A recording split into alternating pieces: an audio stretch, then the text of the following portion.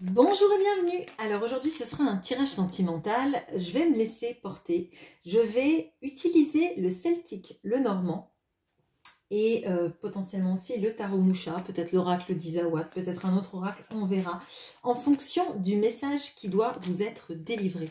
Je remercie toutes les personnes qui sont fidèles à la chaîne, qui regardent les vidéos, qui s'abonnent, qui commentent, qui mettent bien sûr des j'aime. C'est très important pour cette chaîne, toute l'énergie que vous véhiculez et toute l'énergie que vous donnez. Voilà. Allez, on va regarder le message pour vous. Alors, on va chercher avec le petit Lenormand, on va chercher la femme. Alors, il y a deux femmes dans ce celtique Lenormand. On va prendre la première femme qui tombe et ça va nous donner l'état d'esprit parce que les deux ont une énergie différente. On a un peu la guerrière et on a un peu la femme plutôt, alors je dirais douce, mais c'est comme ça que je la ressens dans ses énergies.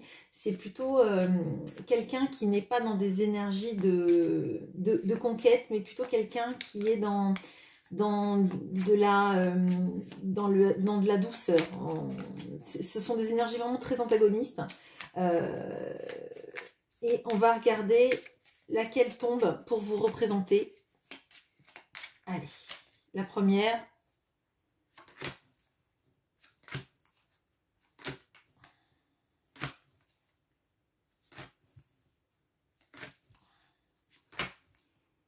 Vous vous cachez. Ok. Elle est là. Bon.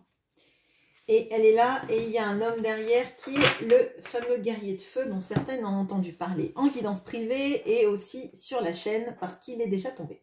Alors, déjà, donc c'est de celle-là dont je vous parlais avec des énergies bien plus douces. Alors, on peut avoir quelqu'un qui aime les travaux manuels, là. On peut avoir quelqu'un aussi qui est très proche de... très rêveuse, ce que je ressens, très proche aussi de son foyer, dans des énergies là de se concentrer sur soi, de ne pas partir à la conquête, plutôt de s'entourer de joie, de petits moments, de repas entre amis, de s'entourer en fait d'énergies qui vous font du bien et qui vous nourrissent. Et il y a une surprise qui arrive vers vous. Donc on a le 9, le bouquet. Le bouquet qui est là en l'occurrence dans la nature avec des fleurs vivaces et pas coupées. Alors à mon sens là il y a une notion de grosse abondance qui arrive parce que justement ces fleurs ne sont pas coupées. Elles peuvent s'épanouir encore, elles peuvent durer bien plus longtemps que dans un vase. Et à mon sens, là, il y a quelque chose du recentrage que vous pouvez avoir sur vous-même, de ne plus attendre des choses qui viendraient et qui vous seraient données, de plutôt les contempler dans leur vie de tous les jours, de vous centrer sur ce qui vous fait du bien. Alors là, on a vraiment cette notion, même si s'il y a cette notion de jardin, moi j'ai l'impression vraiment que... on accepte les invitations, on accepte les moments agréables, on accepte de voir que la beauté, elle est encore plus belle quand elle est dans son milieu naturel. Là, je ressens vraiment des énergies de j'ai pas envie de changer qui je suis pour quelqu'un. Alors, c'est pas des notions égotiques de dire j'ai pas envie de changer parce que je suis comme ça et qu'à mon âge on va pas me changer, parce que ça c'est vraiment des discours un peu étranges, hein, je trouve. Mais c'est plutôt maintenant que je suis à l'aise avec moi-même et avec qui je suis, que j'ai enfin l'impression de trouver ma place en fait. C'est comme si vous étiez les fleurs au milieu d'un champ et que vous n'êtes pas des fleurs coupées dans un vase. Vous n'avez pas besoin en fait d'être une offrande pour quelqu'un pour continuer à exister, pour continuer à être qui vous êtes en fait, clairement.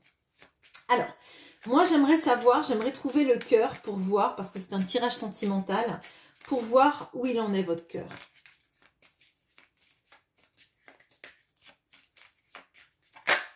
Allez. On va chercher votre cœur, il est là.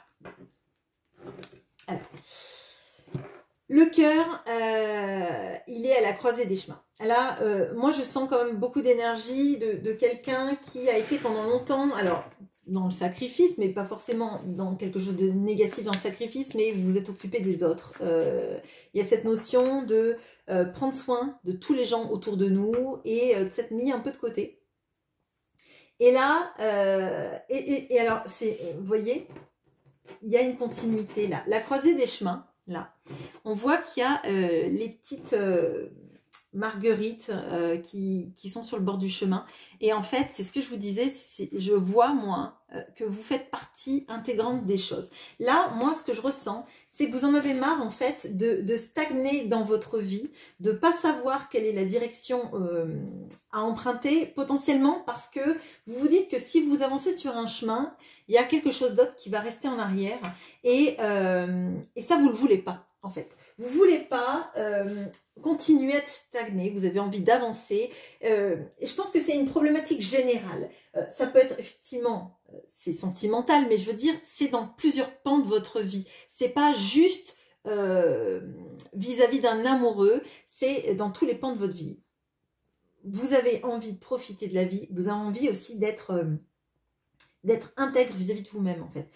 Vous savez, quand on parle d'amour inconditionnel, on dit l'amour inconditionnel pour l'autre. Mais d'abord, l'amour inconditionnel, il est pour soi. S'aimer assez pour permettre que les autres nous aiment, pour qui on est, pour ce qu'on fait, pour arrêter de se saboter aussi. Laisser rentrer l'amour dans nos vies, c'est peut-être plus compliqué qu'on ne le croit, parce qu'il y a toujours ces limitations qu'on a, nos blessures d'enfance, nos blessures avec nos anciens amoureux, on va dire, et l'idée que finalement, quand quelqu'un nous a pas aimé, c'est parce qu'on n'était pas assez bien. Et là, moi j'ai l'impression que vous vous sentez enfin capable, alors je sais pas si c'est vraiment le bon mot, capable, mais vous vous sentez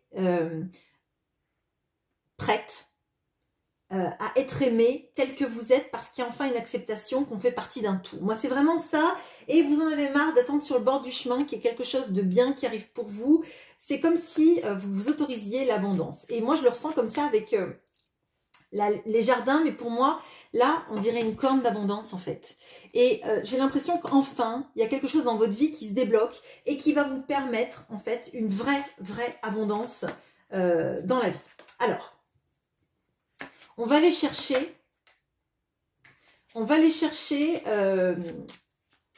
un amoureux, le premier amoureux là. Et qu'est-ce qu'on peut nous dire de cet amoureux-là? Donc il y a deux hommes. Il y a celui qui est le guerrier de feu et il y a celui qui est de base fait pour elle. Donc c'est un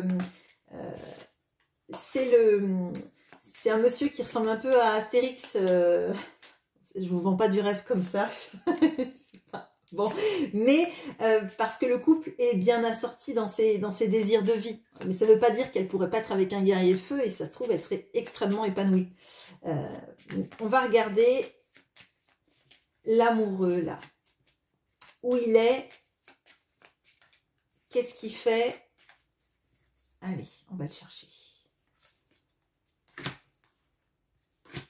Ok, il est là, il arrive. Attendez, tac, tac, tac. Ouais, alors. Bon. Alors. Je sais pas pourquoi c'est à l'envers, je ne mélange pas. Et puis le normand, ça c'est à l'endroit. Alors, l'amoureux, il arrive sur son cheval. Alors, son cheval B. Il arrive. Il y a eu une période visiblement avec... Alors, si vous êtes célibataire, c'est un amoureux qui arrive, mais qui est assorti à vous. Hein. C'est Monsieur Astérix, pardon. Si vous êtes en couple en distanciation, effectivement, il y a pu y avoir des bonnes disputes, des tensions, clairement. Si vous ne le connaissez pas, c'est quelqu'un qui arrive et qui est en train de se séparer d'une situation qui était assez toxique pour lui. Et il arrive au triple galop. Alors, moi, ce que j'aimerais savoir, il arrive au galop avec beaucoup de désir, mais avec des intentions très pures aussi. Alors, j'aimerais regarder là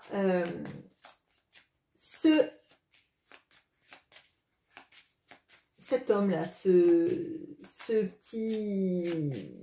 monsieur blond avec des chaussures vertes, qu'est-ce qui l'amène avec lui, avec son cheval? Qu'est-ce qui l'amène vers vous? De la stabilité, de l'ancrage.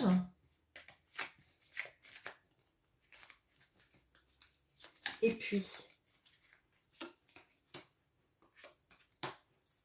et la fin d'un isolement. Bon, alors, si c'était effectivement quelqu'un avec qui vous étiez en silence radio, un silence radio qui a pu durer pendant longtemps, c'est quelqu'un qui met fin à tout ça et qui vous propose quelque chose d'ancré avec lui. On voit que il y a quelque chose de stable. On voit qu'il y a beaucoup de petits glands au sol, donc il y a une notion de semer des graines pour plus tard, de permettre en fait à la vie de prendre un nouveau commencement, des nouveaux commencements avec les glands. Ce sont autant de petits chênes qui vont pousser. Donc là, vraiment, il y a une fin d'une période d'isolement qui a pu y avoir entre vous. Et à mon sens, là, du coup, c'est vraiment cette personne qui revient au triple galop vers vous. Alors, on va regarder, donc avec des notions de fidélité, effectivement de pureté et de désir, quelque chose qui... donc on a encore la notion de l'ancrage avec... on a quelqu'un là qui a dû se rendre compte que sa manière de communiquer vis-à-vis de vous n'était pas, en adéquation avec ce qu'il ressentait, hein, clairement. Et qui va enfin cesser ce silence radio et potentiellement même peut-être ses allers-retours. Si c'est quelqu'un effectivement que vous n'avez pas rencontré, c'est quelqu'un qui vous sort de votre isolement et qui sort lui-même de tous ces schémas toxiques qu'il a pu connaître jusqu'à présent. Alors, est-ce que... Est-ce que cette personne va vous exprimer rapidement ses sentiments?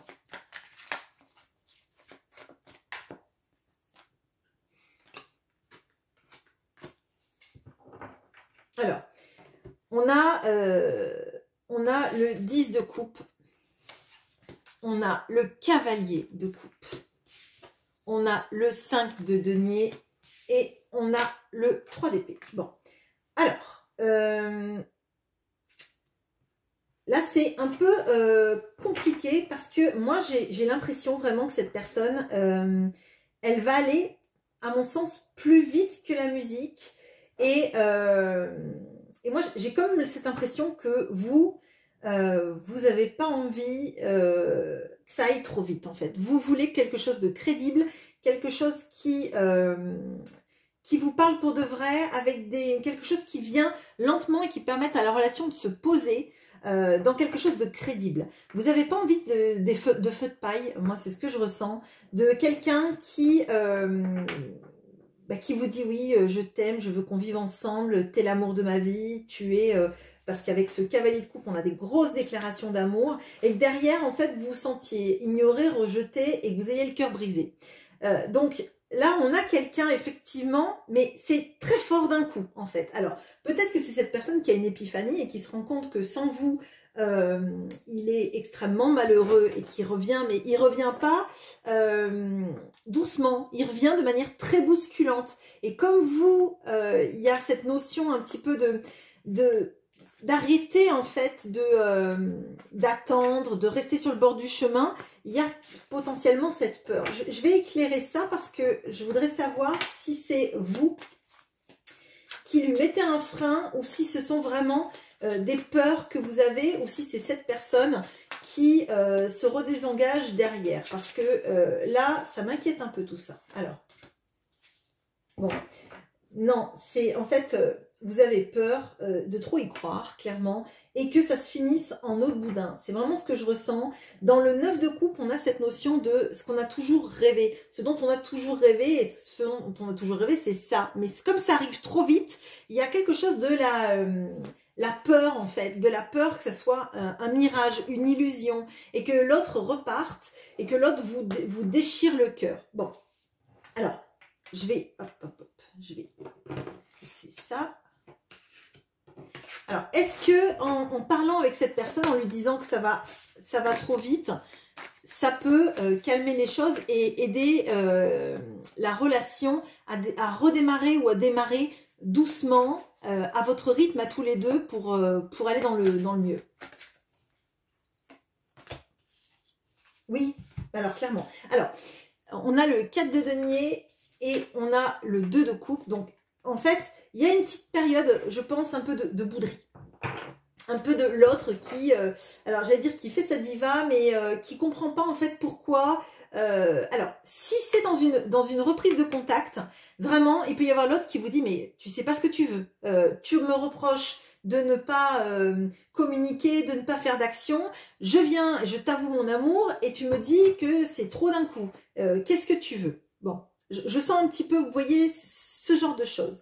Et par contre, on a le 2 de coupe derrière. Donc, pour moi, ça s'arrange. Mais il y a une petite période un peu de bouderie, en fait. De bouderie qui va nécessiter... On va regarder après, voir si la communication peut aider tout ça. Mais à mon sens, il y a quelque chose là je boude, tu sais pas ce que tu veux, t'es jamais contente. Hein. Vous voyez ce genre de choses, alors qu'en fait, ben, vous avez juste envie de quelque chose qui soit pas une montagne russe émotionnelle, en fait. Vous n'avez pas envie d'être au sommet de la montagne russe, d'en redescendre, de remonter, parce qu'à un moment donné, vous allez vous dire, ben, mon cœur, il va lâcher, quoi. Si jamais vous ne connaissez pas cette personne, il y a une période où l'autre va se dire que peut-être que vous ne le voulez pas dans votre vie et que il aurait mieux fait de garder ses sentiments pour lui, qu'une fois de plus il allait être déçu, etc. On a ces énergies-là, mais d'une manière... De toutes les manières, on a le 2 de coupe derrière, donc il y a la personne qui est faite pour nous et qu'on retrouve. Bon. Est-ce que avec une communication équilibrée, avec le dialogue, ça peut permettre d'arranger les choses? Bon, on a quand même quelqu'un qui a plus de mal quand même avec le dialogue. Là, je crois qu'on a vraiment quelqu'un qui ne sait pas, qui n'a pas de juste milieu. En fait, c'est ou tout ou rien. Et il se voile un peu la face sur la manière dont vous pouvez réagir en face, en fait. Bon, est-ce que la communication va quand même s'arranger avec cette personne? Oui. Oui, alors ça va passer, alors je suis désolée, peut-être que ça vous plaira pas, mais ça va passer par le fait que vous soyez extrêmement attentif, empathique, que vous l'écoutiez, que vous essayiez de comprendre. Ça va être à vous, je pense, de faire le travail de fond, en fait, d'accueillir les émotions de cette personne, de les écouter, d'arriver à pas faire déborder vos émotions, hein, même si c'est compliqué, parce que on voit bien que avec ces montagnes russes, forcément, il y a un moment donné où on ne sait plus trop se positionner, en fait. On se dit, est-ce que je vais arriver à gérer tout ça? Est-ce que l'autre va va comprendre ce que je dis sans me quitter et sans repartir en silence radio? Bon. Alors, je brasse mes cartes, chose pas d'intention. Alors, comment est-ce que ça évolue là dans les mois qui viennent avec cette personne, une fois que vous avez trouvé un peu le point d'équilibre pour parler, parce qu'on voit qu'il y a beaucoup d'amour quand même, hein. Donc est-ce que vous allez arriver à trouver un point d'équilibre agréable pour bâtir? Oui, bon, écoutez, oui, on a le soleil. Donc oui, il va y avoir, pardon, excusez-moi, une période un petit peu d'ajustement, je dirais, d'ajustement entre lui qui est dans le tout ou rien, de vous, de continuer à vous recentrer sur vous, mais en vous ouvrant potentiellement à ce qu'il peut dire, même si ça ne va pas avec ce que vous voudriez entendre. parce qu'on voit qu'il y a de l'amour là. Et quand il y a de l'amour, il y a toujours des choses à sauver à partir du moment où lui accepte que vous ayez peur, peut-être. Parce que là, il peut y avoir effectivement des notions de... vous avez peur et du coup, ça vous fait réagir de manière totalement différente de la manière de laquelle vous avez toujours réagi. Moi, c'est vraiment ces énergies-là que je ressens. C'est tellement peur qu'ils repartent ou tellement peur que cette personne, si c'est une nouvelle personne, revienne dans votre cœur, que vous vous attachiez et qu'elle parte, que potentiellement vous vous mettez un peu en protection. Voilà ce que j'ai pour vous. On a de très belles choses et vous voyez en dos de deck, là j'ai la victoire. Donc on a le soleil, on a la victoire. Il y a de belles choses qui vont venir enfin pour vous et c'est tout ce que je vous souhaite pour que l'année 2023 soit bien plus belle pour toutes les personnes qui ont eu le cœur brisé, lacéré en 2022 et peut-être même quelques années avant. Voilà, je vous souhaite une très bonne journée. À bientôt.